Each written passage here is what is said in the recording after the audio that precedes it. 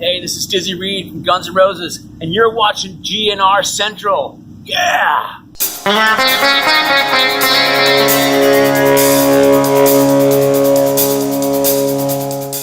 Hey everybody, what's going on? And welcome to GNR Central. And today I want to talk about the Sunset Strip riots and do something a bit different that I haven't done before. So we all know about the Sunset Strip and the history of Guns N' Roses.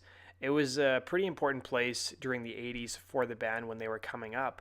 But let's go back a couple decades to the 1960s. Now, the Sunset Strip was a bit of a different place back then, and there was a pretty big event in Los Angeles history known as the Sunset Strip riots or the Sunset Strip Curfew riots.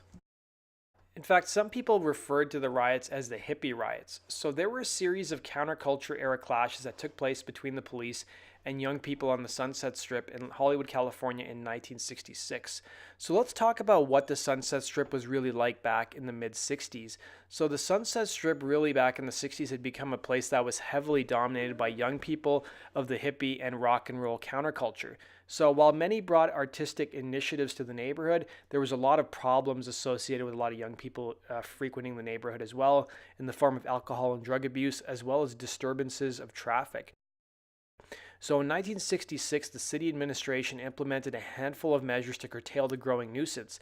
They first started targeting the Strip's most prominent rock club, the Whiskey A Go-Go, forcing its managers to change its name to the Whisk. So furthermore, annoyed residents and business owners in the district had encouraged the passage of a strict 10 p.m. curfew and loitering laws to reduce traffic congestion resulting from crowds of young club patrons. And then this was perceived by young local rock music fans as an infringement on their civil rights, and for weeks tensions and protests swelled. So it all came to a head on Saturday, November 12, 1966, when flyers were distributed along the strip inviting people to demonstrate later that day. So hours before the protest, one of LA's rock and roll radio stations announced that there would be a rally at Pandora's Box. So Pandora's Box was a club that was facing forced closure and demolition at the corner of Sunset Boulevard and Crescent Heights. So let's talk a bit about Pandora's Box. So it was a nightclub and a coffee shop back in the day. And it wasn't always necessarily the same place that it was come 1966. So in the late 1950s, Pandora's Box was a popular coffee shop, and it tended to host a lot of up-and-coming jazz artists and jazz musicians. Now, in 1962, the club was bought by disc jockey and host Jimmy O'Neill. So O'Neill's trend-setting booking policy made Pandora's Box the center of the Sunset Strip's youth scene, and the club featured performances by artists such as the Beach Boys, the Byrds, and Sonny and Cher. So while the club itself did not serve alcohol, Pandora's Box soon became a hangout where underage drinking was not uncommon. Moreover, numerous complaints arose about drug use and loud music, and ultimately, however, the biggest problem that arose for the club was the obstructions it caused upon traffic, a result of both its numerous visitors and its unfortunate location at one of the busiest intersections in the city. So Wolfman Jack, who was an influential rock and roll radio DJ, had an office 2 blocks from Pandora's Box. He said people were overdosing in front of our offices practically every day, he wrote in his 1995 autobiography. You'd walk up the steps and stumble over somebody drooling all over his own love beads, too stoned to recall what pills he'd gotten goofed up on. The pressure was to demolish the club because the hippies were a lot crazier than the beatniks who used to hang out there a few years earlier. They smoked dope in public, flashed bare boobs at people driving down the Sunset, and bawled each other right on the sidewalk. So on Saturday 12th, 1966, flyers were being distributed along the Sunset Strip inviting people to demonstrate later that day. So hours before the protest, one of Los Angeles' rock stations announced there would be a rally at Pandora's Box.